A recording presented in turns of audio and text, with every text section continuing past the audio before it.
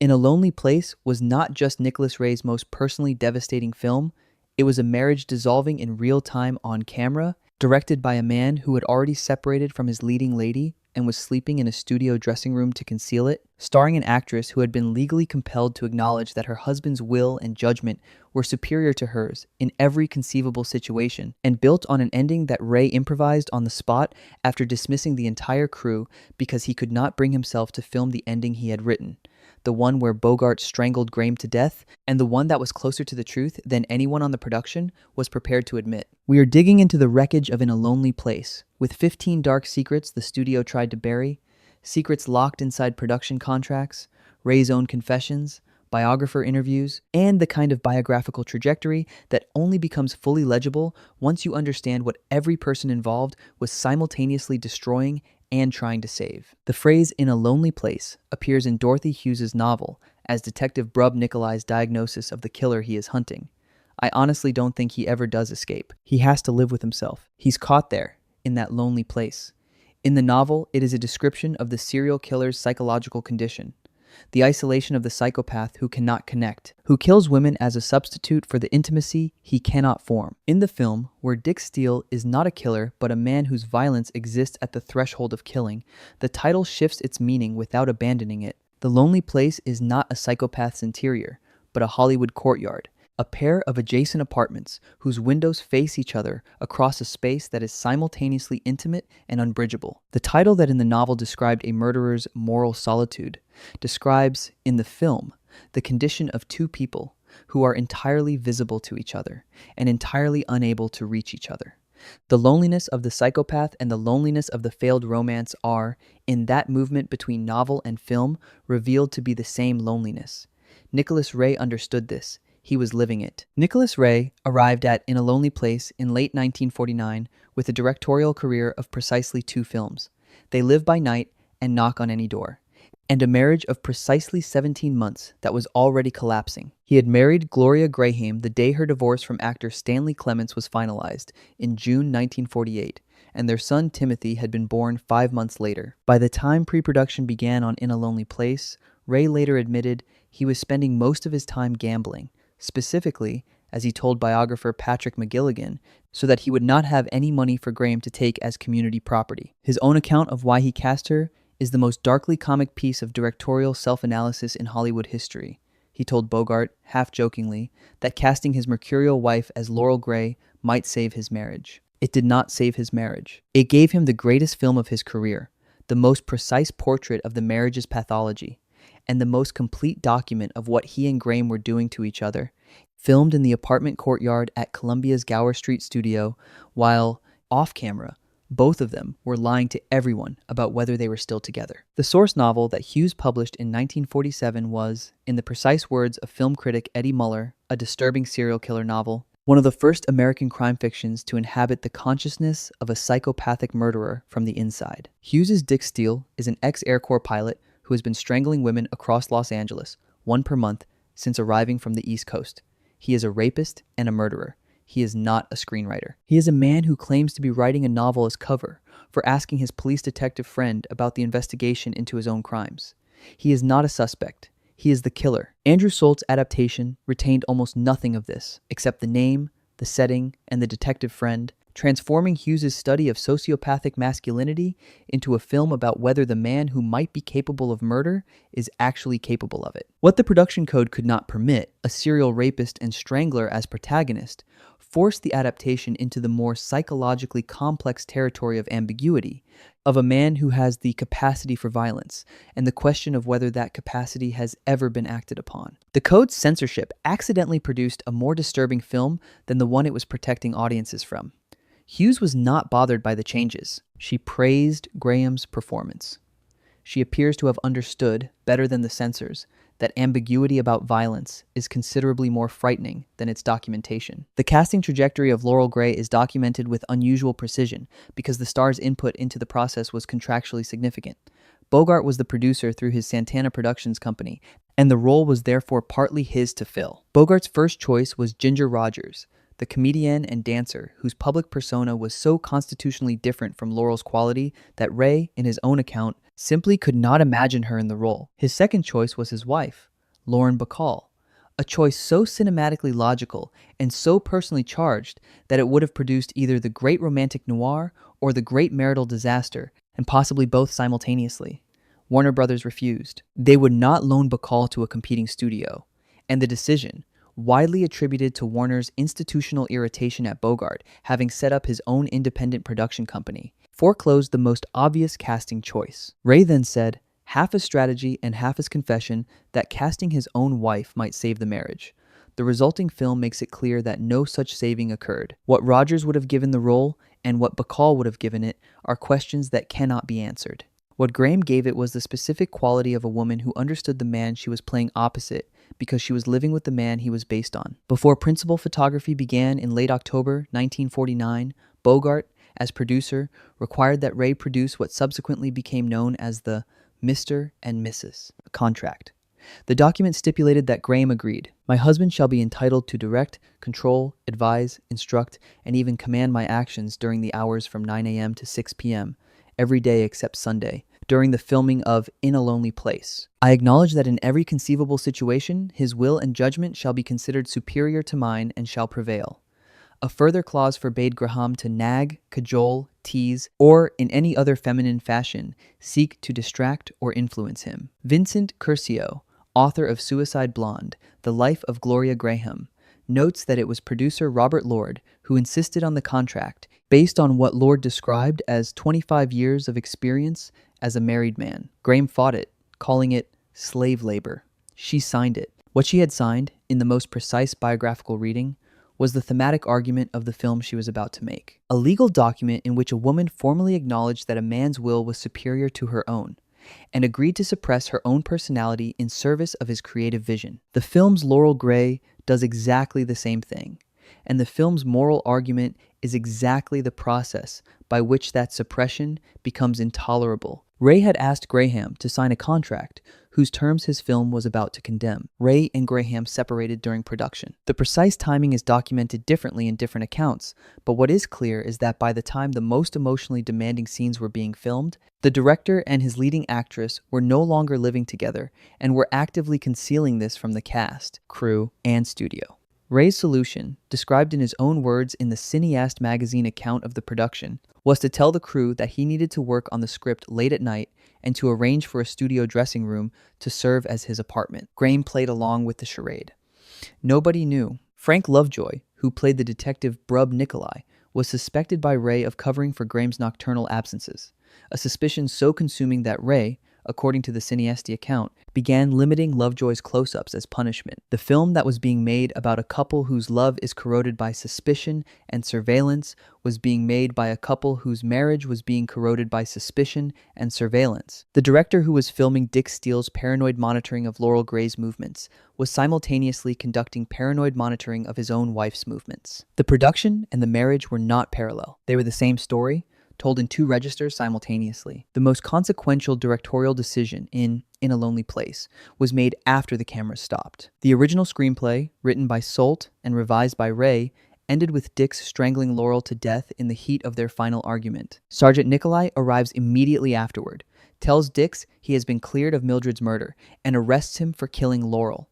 Dix tells his friend Brub that he is finally finished with his screenplay. The final image was to be a page in the typewriter bearing the lines Dix had dictated earlier. "I was born when she kissed me. I died a little when she left me. I lived a few weeks while she loved me." Ray shot this ending as contractually obligated. Then he sent everyone away. In his own account, "I kicked everybody off stage except Bogart, Art Smith, and Gloria, and we improvised the ending as it is now." His stated reason was a conviction that romances did not have to end in violence, that marriages did not have to end that way. His biographical reason was something he could not say on set, that he and Graham were separated, that the violence between them had not taken the form the script prescribed, and that the ending he had written was not the ending their marriage was producing. Dix walks away across the courtyard. Laurel watches him go. The ending that Ray could not film was the honest one. The ending he improvised was the one he needed to believe. Louise Brooks, the actress, Bogart's contemporary, and the author of a biographical essay about the man she had known, wrote that of all the roles Bogart played, Dixon Steele came closest to the real man she knew. The specific qualities she identified, his pride in his art, his selfishness, his drunkenness, his lack of energy stabbed with lightning strokes of violence.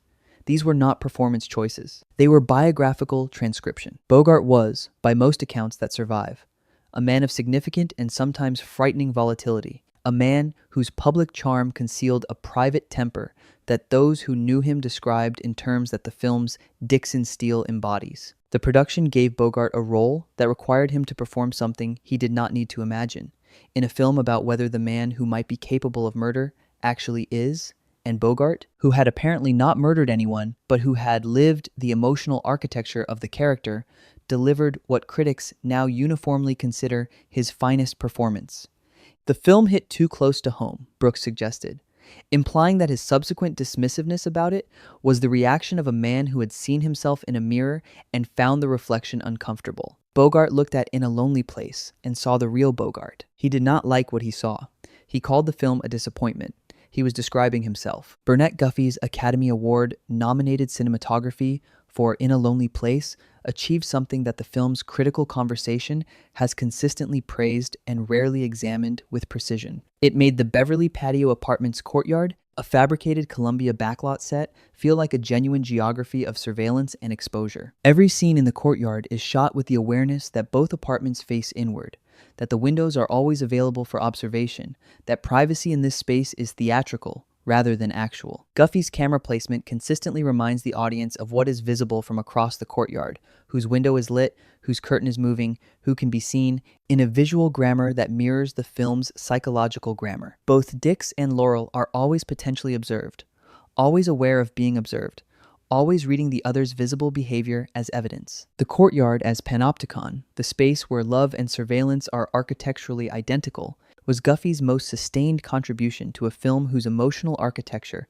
depended entirely on the belief that these two people were always watching each other. It is the reason the courtyard feels claustrophobic in a space that is technically open air. Among the specific details preserved in the Park Ridge Classic Film account of In a Lonely Place is an observation about the film's atmosphere that its original reviewers were not equipped to name directly in 1950. Art Smith, the actor who plays Bogart's long-suffering agent Mel Lipman, the film's most consistently sympathetic and humane presence, was blacklisted in Hollywood shortly after the film's release. He appeared in several notable productions through the late 1940s and then disappeared from the screen under the same institutional machinery that had consumed Ben Maddow, Abraham Polanski, and dozens of others. Critics have also argued that the film is an allegory of the Hollywood blacklist, that Dick Steele's status as a permanent suspect, his inability to clear his name through the accumulated evidence of his character, his experience of being guilty by association regardless of what the investigation actually finds, mirrors the experience of people who were named before the House Un-American Activities Committee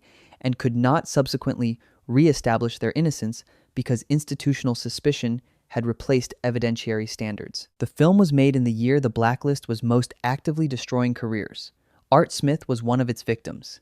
He played the man who believes in Dick Steele's innocence most consistently. The casting was not incidental. Dorothy Hughes's 1947 novel is, in the assessment of scholars who have returned to it since its 2017 reissue by New York Review Books Classics, one of the foundational texts of the American serial killer genre, a work that predates Thomas Harris's Hannibal Lecter novels by nearly 4 decades, and that inhabits the consciousness of a misogynistic murderer with a precision that modern readers have found both extraordinary and disturbing. More precisely, Hughes's novel is a feminist document. It inverts the noir tradition's standard moral architecture, in which female sexuality is dangerous and male violence is a response to that danger, by presenting a male psychopath whose violence against women is the novel's explicit subject, and by centering the intelligence of the two women, Laurel and Sylvia, who identify and trap him. The film preserves the atmosphere and the character names and abandons the feminist architecture almost entirely. Laurel in the film is a witness to Dix's innocence rather than an investigator of his guilt, and Sylvia is a peripheral domestic figure rather than a co-investigator. What the production code prevented the film from depicting, the serial killer, the rape, the female investigators who catch him, was precisely the feminist intervention that made the novel distinctive. The film that resulted is magnificent. The novel it was nominally adapted from is a different and, in its specific political argument, more radical work. In a Lonely Place belongs to a specific moment in American cinema, 1950, When three films simultaneously anatomized Hollywood's relationship to its own mythology with a precision and a bitterness that the studio system had not previously permitted and would not subsequently sustain, Sunset Boulevard showed Hollywood devouring its own past, consuming a dead star's body to sustain its delusions of grandeur. All About Eve showed Broadway consuming ambition, talent converting itself into predatory competence. In a Lonely Place showed Hollywood simply failing to redeem its tortured artists, failing to provide the creative community with the moral structure that would make talent compatible with decency. Where Sunset Boulevard is operatic and All About Eve is witty, In a Lonely Place is clinical.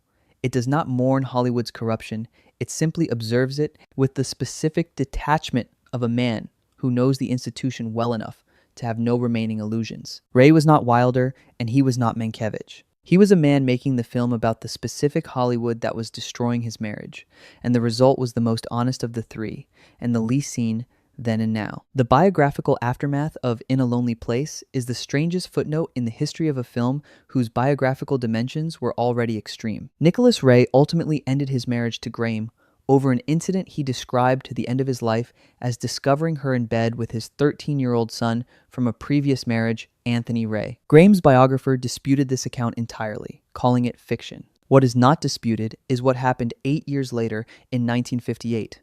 Graham and Anthony Ray, by then a young adult, began a relationship. In 1960, they married. They had 2 children together.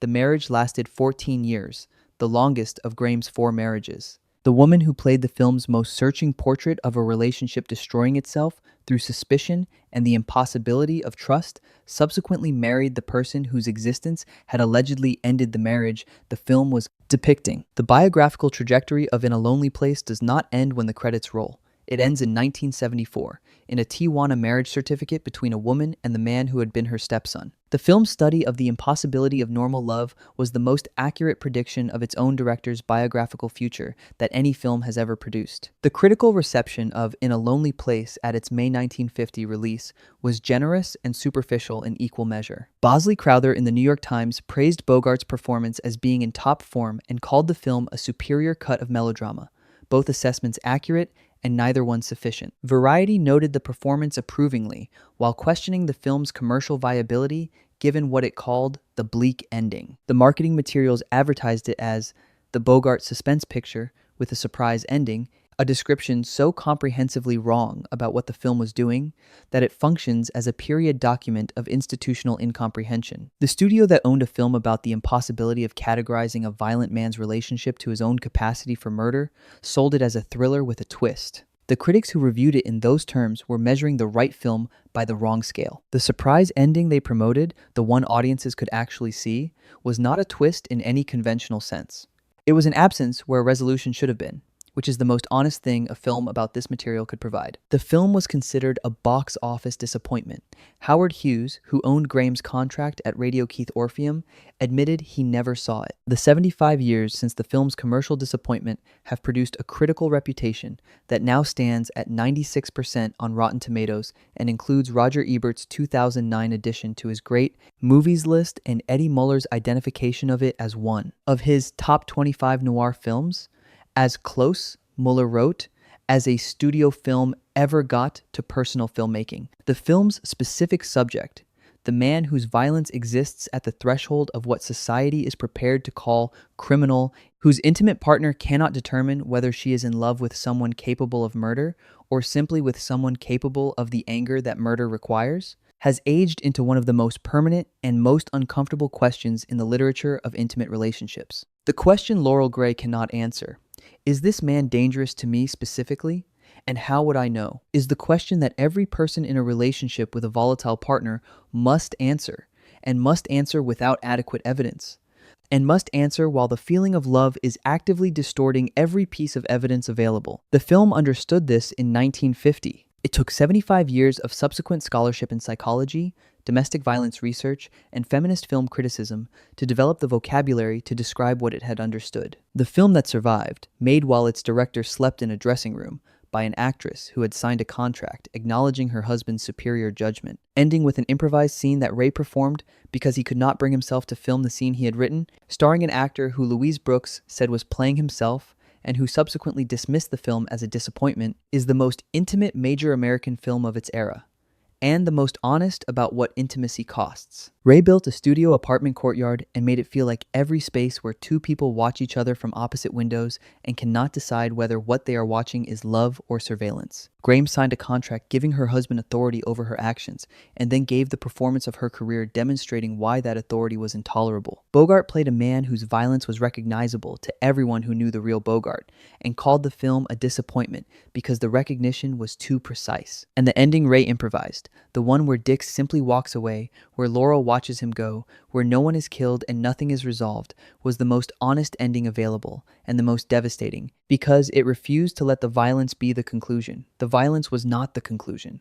The silence after the violence, and the people left in it, were the conclusion. But here is the question that In a Lonely Place leaves behind in that courtyard, in those windows that always face each other across a space that was never quite intimate enough. If the most honest American film ever made about the interior logic of a relationship with a volatile man, the film that understood, in 1950, that the question, is he capable of this, cannot be answered from inside the relationship, was sold as a thriller, dismissed as a box office failure, and only understood by critics 50 years after its release, then what does that tell you about which truths a culture is prepared to receive, and which ones it requires a half-century of distance to name? And if the answer is that the truths most worth telling are always the ones most immediately dismissed, which films opening right now are being called disappointments by the people who should be most disturbed by what they are saying? Leave that in the comments. If this investigation changed how you see In a Lonely Place, leave a like, because there are 1,000 films with buried secrets that deserve the same forensic attention, and the algorithm needs to know this kind of digging matters.